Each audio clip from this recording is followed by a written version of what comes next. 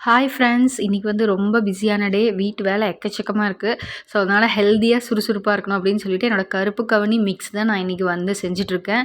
2 days once தான் நான் இது வந்து குடிப்பேன். டெய்லி குடித்தா ரொம்ப போர் அடிக்குது. சூப்பராக வெயிட் லாஸ் ஆகுது இந்த கருப்பு கவுனி மிக்ஸ் வந்து. ஸோ, கண்டிப்பாக நீங்களும் ட்ரை பண்ணி பாருங்கள்.